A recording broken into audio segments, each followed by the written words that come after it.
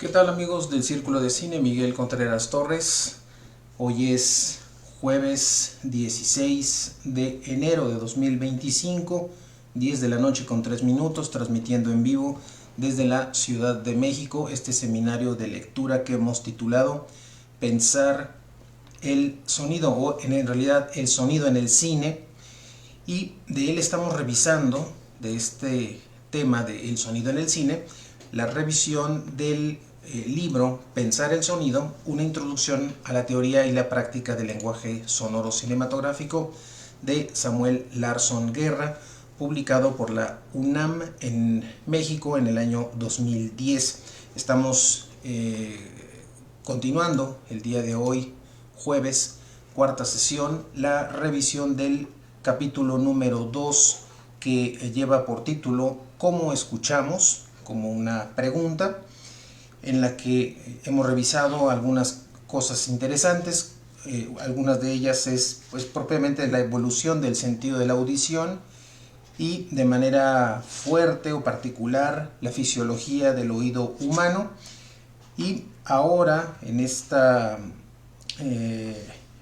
edición, en esta emisión número 4, vamos a continuar la revisión de este capítulo 2 que, como les comentaba en las sesiones anteriores, vamos a dividirlo en 4 transmisiones. Hoy vamos a abordar la cuestión de los otros oídos, otras formas de audición en seres vivos, los rangos propios de la audición humana, los procesos cerebrales de la audición, tanto en su conformación del tallo cerebral, del cerebelo y del encéfalo. Eso es lo que estaremos abordando en la sesión de hoy. Bien, nos quedamos entonces en la página 62 de este libro de Larson Guerra sobre pensar el sonido. Estamos en esta página 62 del capítulo 2 sobre cómo es que nosotros como seres humanos escuchamos. Va a abordar el tema de otro tipo de oídos, otros oídos en otros seres vivos.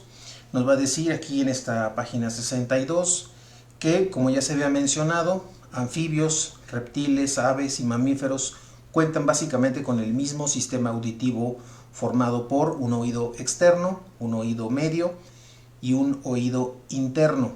Las diferencias que podemos encontrar son respecto a la cantidad de huesillos en el oído medio, y por el hecho de que los mamíferos contamos con pabellones auditivos, es decir, con orejas.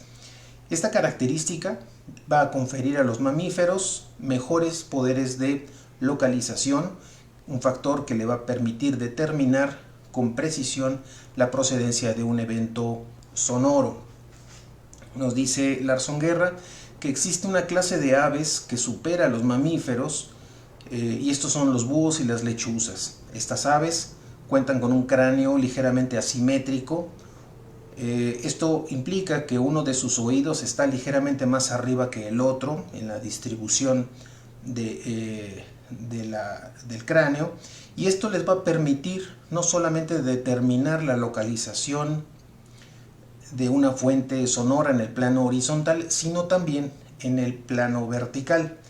La parte frontal de este cráneo ayuda a captar un mayor rango de frecuencias y conducirlas hacia los oídos. Otra diferencia importante que destaca Larson Guerra es que estos mamíferos, o en general los mamíferos, contamos con 3 huesillos en el oído medio, cuando la norma para los otros grupos es la de un solo huesillo. Y esto va en general a determinar una mayor sensibilidad auditiva, que está asociada a cerebros más desarrollados, capaces de tejer más fino el procesamiento de la información. En la página 63 nos dice también que los mamíferos escuchan alrededor de una octava por encima del rango auditivo humano, que esto les permite detectar fácilmente el movimiento de otros animales. El caso particular de la rata canguro de Australia es que ella cuenta con un oído medio prácticamente del mismo tamaño que su cerebro, de manera que tiene largos huesillos capaces de detectar frecuencias muy graves que resultan inaudibles para el hombre, como las producidas por el movimiento de una serpiente o el aleteo de una lechuza. Otros animales como los elefantes logran comunicarse hasta 50 kilómetros de distancia por medio de señales que viajan por tierra a un rango de frecuencia que va de los 10 Hz a los 40 Hz. En los elefantes el martillo en su oído se encuentra hipertrofiado, lo cual le permite detectar frecuencias muy bajas, tanto por conducción aérea, es decir, para estas señales sonoras que son captadas a través de los oídos, como por conducción ósea, como unas señales sísmicas que son captadas a partir o a través de las piernas delanteras del elefante. Otro caso particular es también el del topo dorado, quien cuenta también con un huesillo hipertrofiado y va a permitirle escuchar exclusivamente por conducción ósea. Finalmente, Larson Guerra menciona el caso de los murciélagos, quienes emiten ondas de alta frecuencia que al rebotar y ser captadas por sus orejas les permite mapear sónicamente su entorno. En la página 64 nos dice Larson Guerra que, continuando con esta explicación de las cualidades o las características propias de los murciélagos, nos dicen que estos cuentan con la característica única de poder cerrar sus oídos. Esto les permite evitar daños a su oído interno, y lo que hacen es bloquear totalmente el acceso al oído interno cada vez que emiten sus propias señales agudas. A continuación va a presentar otro apartado, Larson Guerra, que titula Los rangos de la audición humana. Particularmente se va a referir a dos posibilidades, dos rangos fundamentales de percepción auditiva, que es los rangos dinámicos y los rangos de frecuencia. Nos dice aquí en la página 64 que el rango dinámico de escucha se refiere a la percepción del volumen o la intensidad sonora y se mide en una unidad que son los decibeles. Y bueno, ¿cómo es que nuestro rango dinámico hacia abajo está enmarcado en términos de intensidad y también por el umbral de silencio, y hacia arriba por el umbral de molestia y de dolor? Nos dice que actualmente los sistemas de sonido digital en el cine permiten un rango de alrededor de 100 decibeles de volumen real, tanto en la sala de mezcla como en la de proyección. No es inusual, dice Larson Guerra en la página 65, que en ciertos momentos de algunas películas el volumen de la banda sonora puede rebasar los 85 decibeles, y esto, si lo comparamos en una tabla que presenta en esta misma página respecto a la tabla de intensidades sonoras, correspondería a una sensación muy molesta con 80 decibeles. Bueno, en la banda sonora puede en algún momento muy puntual presentarse hasta 85 decibeles de sonido. Ya en la página 66 nos dice que la exposición prolongada a niveles de intensidad de más de 80 decibeles produce eventualmente pérdidas importantes de la capacidad auditiva. En cuanto al segundo elemento o el segundo rango, ya no el rango dinámico sino el rango de frecuencia, nos dice Larson Guerra que el oído humano en promedio percibe sonidos con frecuencias ubicadas entre los 20 Hz y los 20 kHz, pero no las percibe todas de igual forma. En términos musicales, este rango va a equivaler a poco más de 10 octavas, de las cuales de manera práctica en la música solo se usarán unas 8 octavas. El canal auditivo y la oreja favorecen la mejor percepción de una franja media de frecuencias que estaría ubicada entre los 1000 Hz y los 5000 Hz, con un pico ubicado alrededor de los 3500 Hz. Las llamadas curvas de Fletcher y Munson permiten ilustrar gráficamente cómo es nuestro patrón de respuesta a la frecuencia en relación con la intensidad de los sonidos. Mientras más graves o agudos sean los sonidos, necesitarán sonar más fuerte para ser escuchados. Al llegar a los 85 decibeles, las diferencias de intensidad para el volumen percibido según el tono comienzan a ser menores. El volumen de 85 decibeles es considerado el volumen óptimo de cualquier audición en un estudio de grabación o en una sala de mezcla cinematográfica. No considerar el volumen de monitoreo del audio como una norma fija que permita tener una referencia suele provocar trabajos de mala calidad en las propias producciones cinematográficas. En el caso de frecuencias muy bajas, podemos llegar a sentirlas con el cuerpo antes de realmente poder oírlas. En el cine, este tipo de sonidos literalmente nos mueven sin que alcancemos en muchas ocasiones a percibirlos de manera consciente. Solamente la frecuencia de sonido es tan grave que sentimos un movimiento que será producto de estas frecuencias bajas. Ya el último apartado que revisaremos en este seminario y en esta sesión número 4 tiene que ver con los procesos cerebrales de la audición. Nos dice Larson Guerra en la página 68 que no podemos hablar del fenómeno de la audición sino hasta el momento en el que los estímulos sonoros van a ser decodificados por el cerebro. Antes de esto, estamos hablando tan solo de procesos de transmisión de energía vibratoria. Nos dice que según la historia personal de cada individuo, será la cantidad y la calidad del software que adquiera. Esto el software lo menciona en el sentido de una analogía que presenta del cerebro con el mundo de la computación. Nos dice que va a generar diferencias notables en la percepción que tenemos del mundo y en cómo nuestro cerebro modela la realidad. Por ejemplo, pone el caso de por así decirlo, software o cómo captamos el sonido del Homo Videns, aquí claramente haciendo referencia a Giovanni Sartori y su libro Homo Videns, la sociedad teledirigida.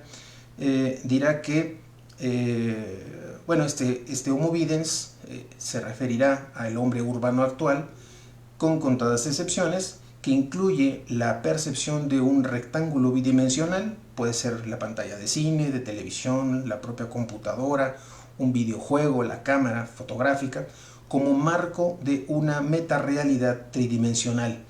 Porque aunque sabemos que lo que estamos viendo no es real, en el sentido de que no está ahí o de que no estamos nosotros ahí en ese momento, podemos literalmente meternos en ese recuadro, en ese rectángulo bidimensional, como puede ser en el caso del cine, y vivir, entre comillas, la experiencia de la obra.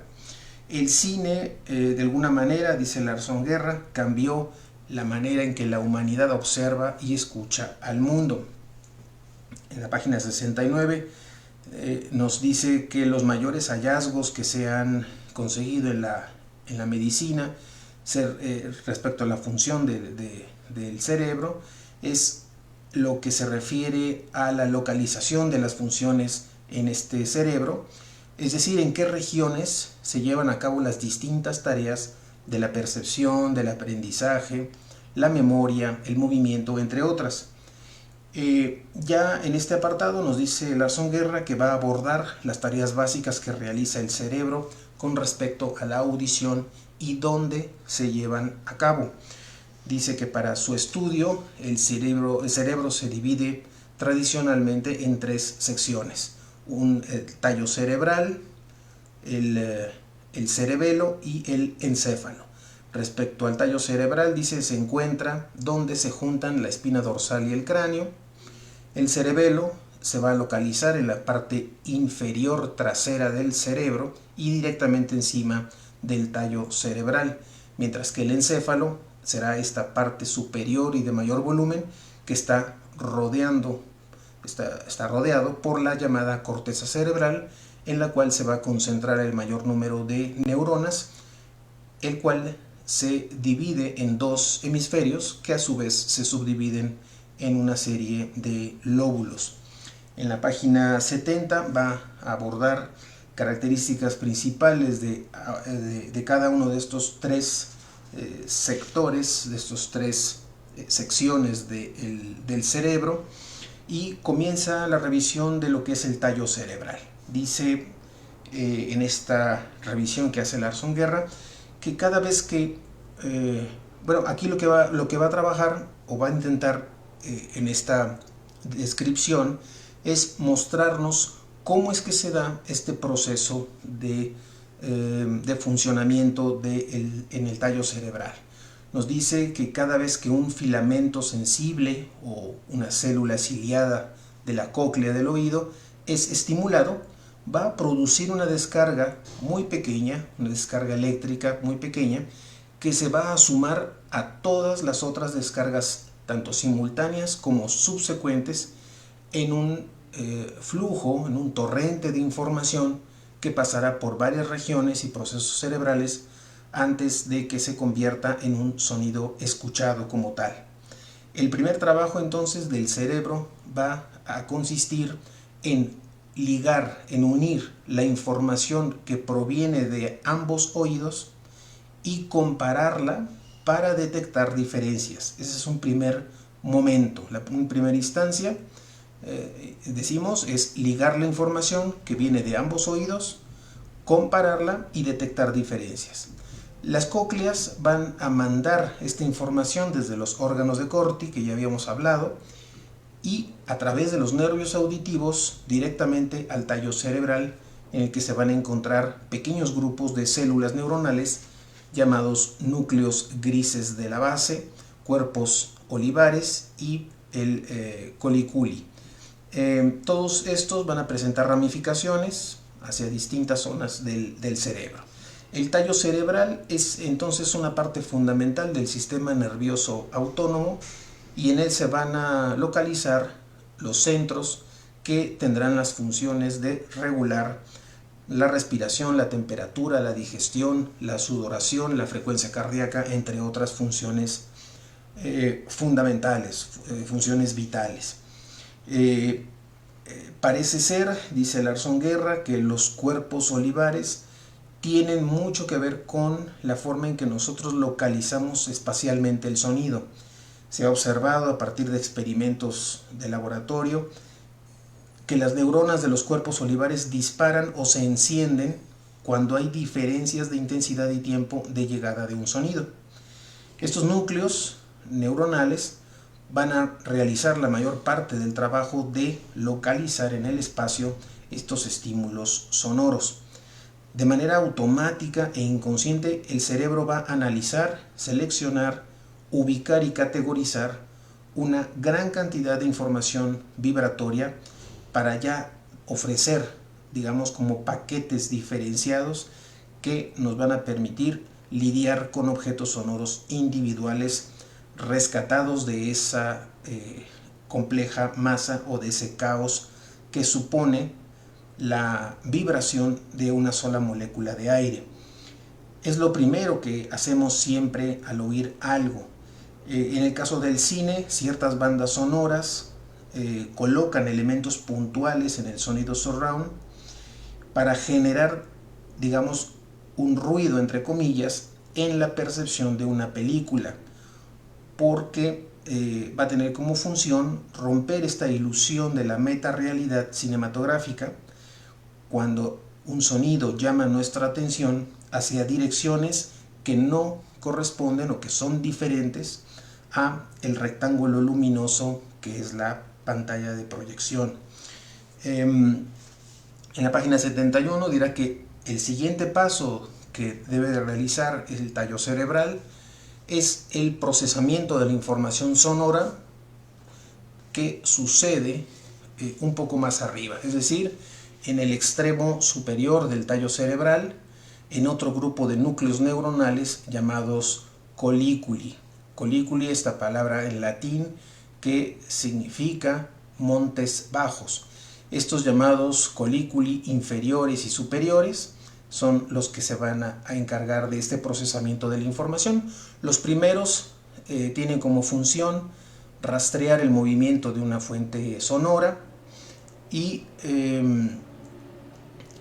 aquí entonces el sonido comienza a ser útil, permite rastrear entonces una presa, evadir un predador, y los colículi inferiores salen de estos más de 20 ramificaciones a distintas partes del cerebro y tienen que ver con este aparato psicomotor de los humanos y de otros mamíferos. En los colículi superiores la información sonora se va a cruzar con información que proviene de los sentidos del tacto, de la vista. Van a registrarse todos los estímulos sensoriales del mundo externo y también tiene entre sus funciones hacer el seguimiento visual de movimientos externos. Y en esta región inferior del cerebro además se da la localización y el seguimiento de estímulos sonoros y también se lleva a cabo la labor de definir y de individualizar los sonidos. Dirá que esto se puede deducir a partir de que las neuronas de esta región funcionan durante todo el tiempo de duración de un sonido, mientras que en los centros superiores, que están cerca de la corteza cerebral, las neuronas solamente se activan al comienzo y al final del estímulo. Es como si la primera tarea del cerebro fuera definir los límites de un sonido, de manera que de forma automática puedan distinguirse por la corteza cerebral, y que tendrá como tarea clasificar y detectar los patrones de relación con otros sonidos percibidos.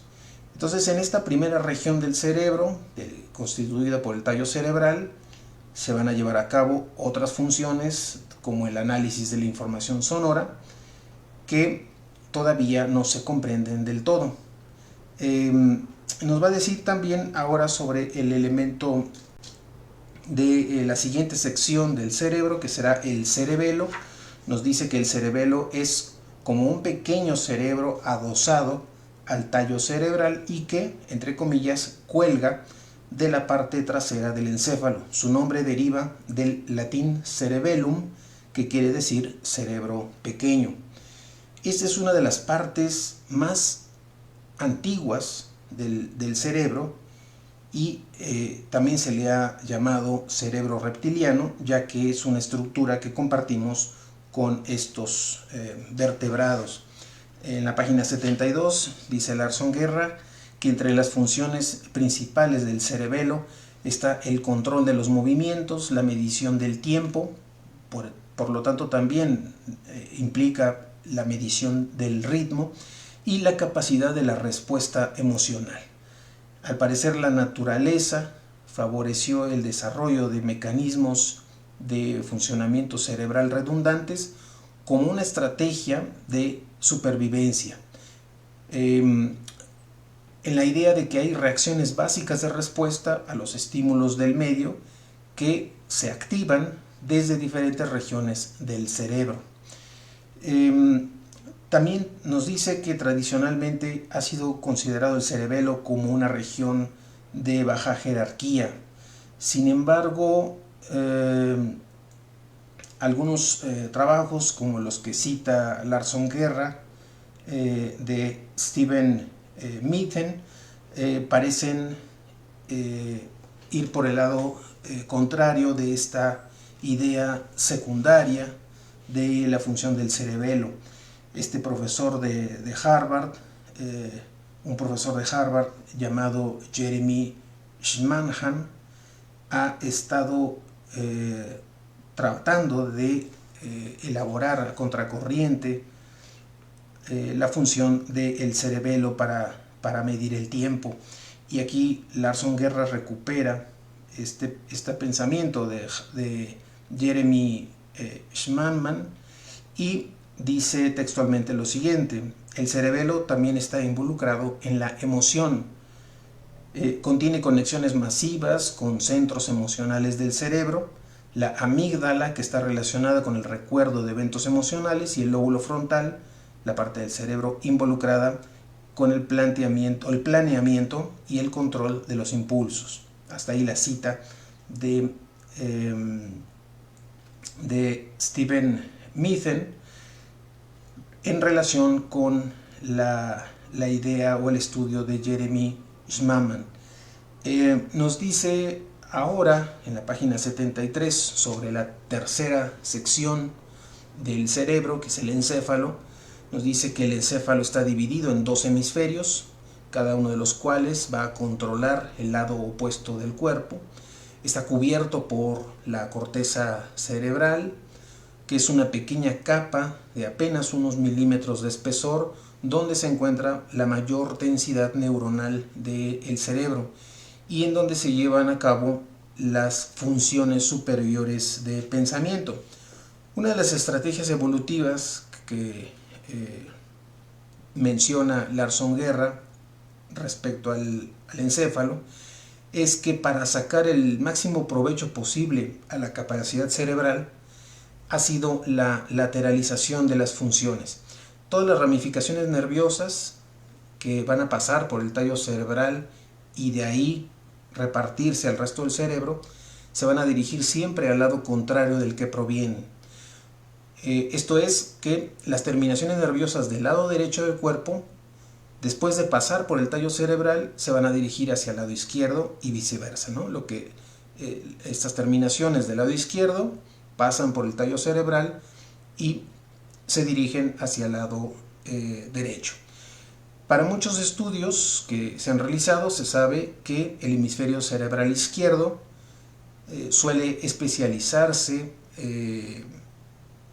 en la secuenciación de eventos. Es como la sede principal de lo que aborda el lenguaje, el ritmo, la lógica, el cálculo, el pensamiento matemático. Se puede decir que se trata del lado más racional y lógico del cerebro, y el lado derecho es mejor para el procesamiento y jerarquización de eventos simultáneos, como el contenido armónico de una nota o de una vocal, un intervalo o un acorde musical, ¿no? Y en este caso el hemisferio derecho no tiene ventaja sobre el izquierdo para esta percepción. Así que la visualización espacial, el reconocimiento de los rostros va a ser destacado en este lado. También se puede decir que se trata del lado más emocional o intuitivo del cerebro. La lateralización de las funciones cerebrales, dice Larson Guerra, no implica una exclusividad total en el funcionamiento neuronal de cada hemisferio, ya que no únicamente se trabaja un lado del cerebro, lo que ocurre es que hay una mayor actividad de uno que del otro, según el tipo de estímulo que se recibe y las características de cada persona, de cada individuo. Hay una diferencia relativa en la repetición de las funciones en ambos hemisferios del cerebro entre personas diestras y personas zurdas, así como en personas con determinado entrenamiento intensivo que han recibido desde la infancia en el ejercitamiento, la práctica de actividades musicales o de la propia danza. Es decir, desarrollan redes neuronales que promueven una actividad cerebral distinta a quienes no tuvieron en su infancia y en su desarrollo este tipo de experiencias con las artes, con la música, con la danza. Un estudio directo de esta corteza cerebral implica también traumas en regiones que se quieren observar, por lo que tradicionalmente solo existían dos modos de estudiarla: por analogía, es decir, mediante una experimentación con animales, y por deducción, a través de estudiar casos de personas con daño cerebral localizado. Actualmente, dice Larson Guerra en la página 74, hay muchos métodos con nuevas tecnologías que no son intrusivas, que permiten observar la actividad neuronal no solamente de la corteza, sino también de otras partes del cerebro que eran antes inaccesibles. Esto ha evolucionado en las últimas décadas, estamos hablando de una publicación del año 2010, en aquellas disciplinas que se relacionan de alguna manera con el estudio del cerebro. Finalmente, bueno, el proceso final de la audición, el que sucede en el nivel de la conciencia activa, va a ocurrir primero en la región o el área auditiva primaria de la corteza y se va a complementar con la actividad del área auditiva secundaria. Y ambas áreas se van a encontrar ubicadas en la pared inferior del surco lateral del lóbulo temporal. Y recupera Larson Guerra una cita de Robert Jordan, quien dice lo siguiente: las neuronas de la corteza auditiva primaria no se disparan simplemente unas a las otras en alegre exuberancia. Mucha actividad se dedica a inhibir las acciones de otras neuronas. Al hacerlo, la corteza simplifica la información auditiva entrante, afilando los bordes de componentes importantes y suprimiendo ruido. Esto quiere decir que el área auditiva primaria selecciona solo ciertas características para su procesamiento adicional. Estas características proveen más bien la materia prima para modelar relaciones de orden superior en la adyacente región auditiva secundaria. Ya en la página 75, y para finalizar esta sesión del día de hoy, Larson Guerra va a ampliar esta cita de Robert Jordan que pone en la página 74, y Larson Guerra dirá que buena parte de la actividad cerebral es filtrar todos los componentes sonoros que son redundantes o estorbosos. Es un criterio de filtración, de selección, lo que hace la actividad cerebral. Una vez filtrados los ruidos, entre comillas, y que se establecen relaciones de orden superior entre los componentes que van a ser admitidos, es que sucede ya en nuestra conciencia activa lo que llamamos propiamente audición. Nuestro cerebro, finaliza Larson Guerra, nuestro cerebro es elástico, sumamente elástico, pero lo es más en los primeros años de la infancia, cuando se están apenas creando las redes neuronales fundamentales que tendrán presencia en el desarrollo posterior.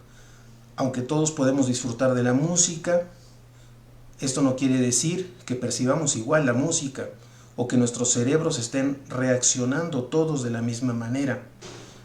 Dice Larson Guerra que lo que sabemos es que al escuchar música se involucran todos los centros neurálgicos del cerebro, desde aquellos que se relacionan con la memoria, el lenguaje, el pensamiento abstracto y matemático, hasta otros que se relacionan con las emociones, el movimiento, el transcurso del tiempo. Sabemos también que hay módulos o redes cerebrales que tienen tareas específicas muy diferenciadas, como la apreciación de ritmos o la apreciación también de melodías.